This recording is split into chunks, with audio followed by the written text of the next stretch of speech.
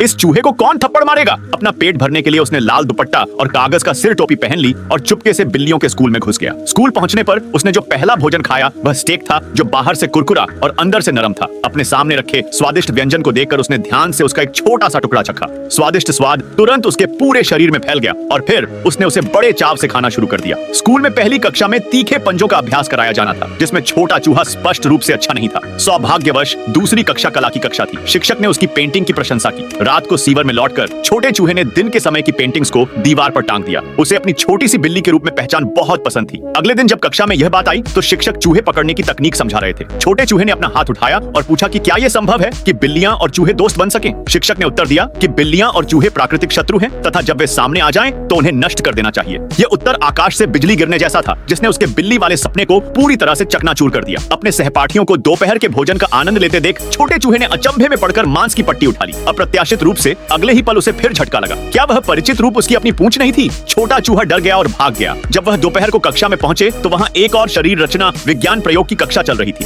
Jar में अपने साथी प्राणियों को देखकर छोटा चूहा इतना डर गया कि वह एक कोने में सिमट कर बैठ गया। लेकिन इस समय शिक्षक ने उसे अपने सहपाठियों के सामने प्रदर्शन करने के लिए चुना। इस समय उसने मना करने की हिम्मत नहीं की, क्योंकि उसे डर था कि पोल खुलने के बाद कल खाने की मेज पर उसकी पूंछ ही दिखाई देगी। इसलिए उन्होंने साहस जुटाया और खुद ही प्रयोगात्मक मेज पर उसी तरह की समस्या का सामना किया। तालियों की गड़गड़ाहट के साथ ऐसा लग रहा था कि छोटा चूहा वास्तव में वह बिल्ली बन गया है जिसके बारे में वह दिन रात सोचता रहता था।